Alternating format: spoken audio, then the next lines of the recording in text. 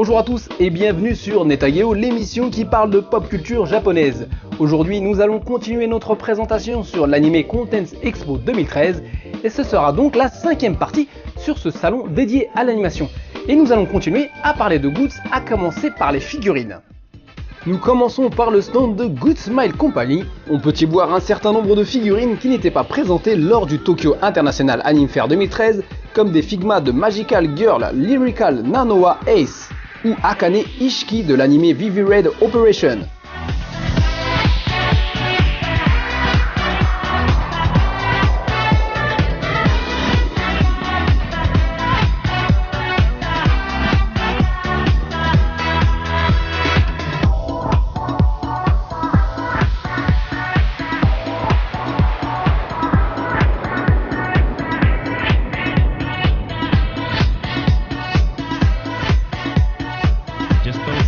On poursuit dans les figurines avec le stand de Bain Presto qui présente un nombre impressionnant de figurines et de prix pour salles d'arcade et tombola des combini. C'est le stand qui alignait sûrement le plus grand nombre de goodies lors de l'ES 2013. Filmer toutes ces figurines, c'est du sport. Il y avait du Magi, du Tennis no Oji-sama qui marche très fort chez les filles, du Gintama, une longue série de jolies figurines, de quoi vous éclater le portefeuille pour tenter de le récupérer dans les salles d'arcade japonaises. Je vous prépare une vidéo pour vous montrer l'ensemble des figurines présentées sur le stand. Toujours dans les figurines, nous voici au stand d'impression de figurines 3D de Sony Music Communication. Il présentait un service de création de sa propre figurine. Il vous scanne entièrement avec cet appareil qui ressemble à une caméra.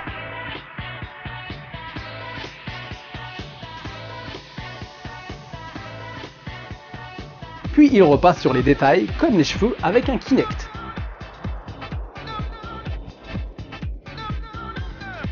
Depuis ces images est créé un modèle 3D dont les informations seront envoyées à l'imprimante 3D. L'imprimante imprime, je dirais même sculpte la figurine tout en couleur. Pour enlever la figurine, ils aspirent la poudre qui n'a pas servi.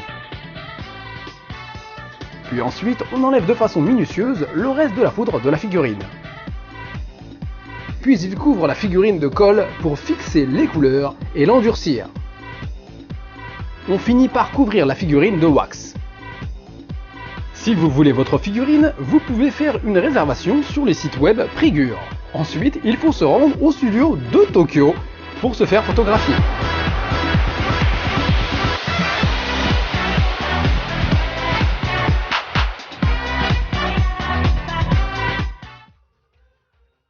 On passe au stand du célèbre social game pour smartphone Girlfriend Kakokari. Un stand qui attira beaucoup de monde. On pouvait donc tester le jeu. Ils exposaient des illustrations de Cupid Flapper, des illustrations qui ont du succès.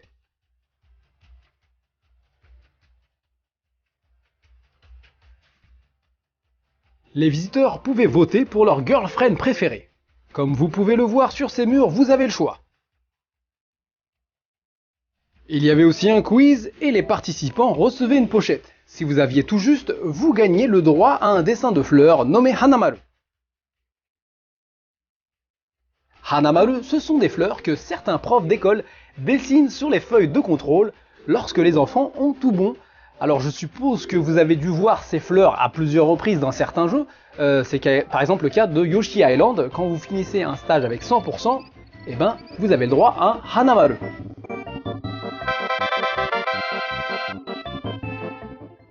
Le stand de King Blade présentait un outil indispensable pour les concerts d'Anisong, le fameux bâton lumineux nommé Penlight. Certains de ces bâtons, à l'aide du bouton situé à l'extrémité inférieure, peuvent afficher jusqu'à 15 couleurs avec des modes de clignotement différents. Avec un seul Penlight, vous pouvez choisir la couleur correspondante préférée. Comme vous le savez peut-être, dans les groupes d'idoles japonaises, chaque fille a sa propre couleur.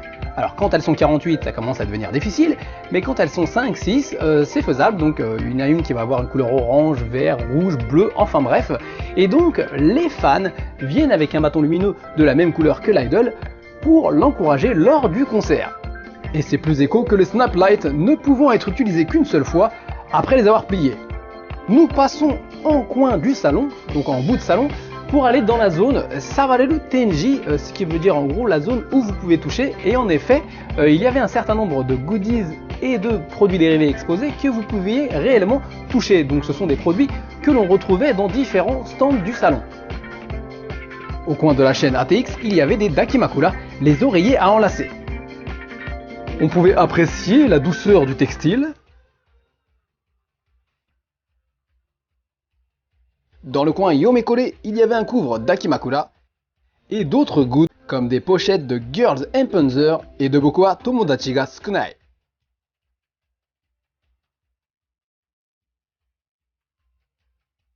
Côté Warner Entertainment Japan, du Jojo no Kimyona Boken avec des t-shirts, des Blu-ray et des DVD.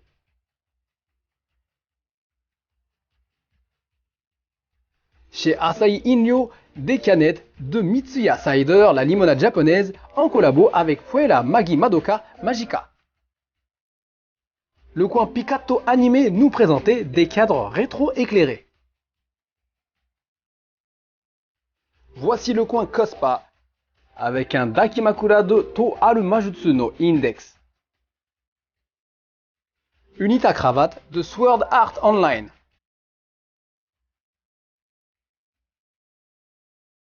J'ai testé le masque de sommeil de Yuno de Hidamari Sketch. Ouais, et bien les yeux kawaii, je suis pas sûr que c'est pour moi. Allez, passons au coin Bandai Gashapon qui nous présente la série de modèles Hybrid Grade Dragon Ball Kai. L'appli Hypergrade, téléchargeable gratuite pour smartphone, vous permet de faire apparaître des effets visuels et sonores sur les figurines des séries Hypergrade.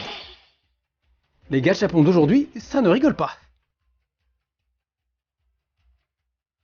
Le coin Katen Damashi présente des photos de Itabeya ou chambres qui font mal. C'est avec ce genre de chambre que l'on reconnaît les vrais otaku.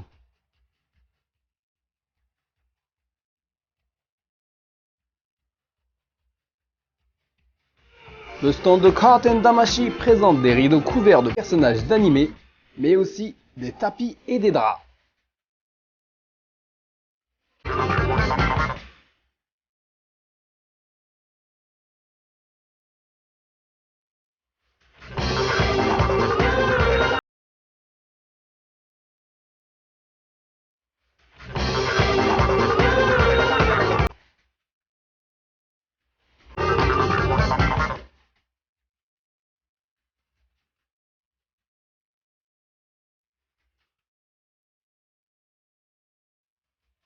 Les cosplayers s'amusaient à se photographier avec ces Itarido.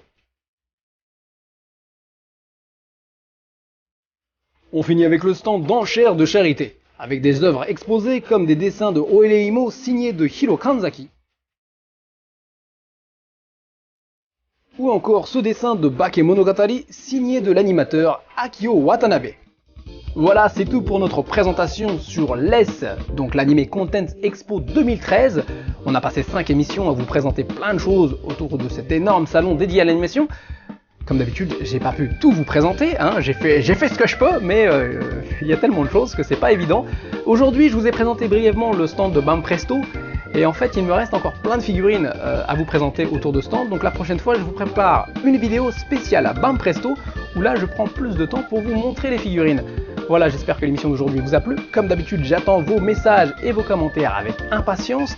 D'ailleurs, je remercie tous les francophones qui sont de plus en plus nombreux à nous laisser des messages. Ça fait vraiment plaisir. Alors j'essaie de vous répondre quand je peux.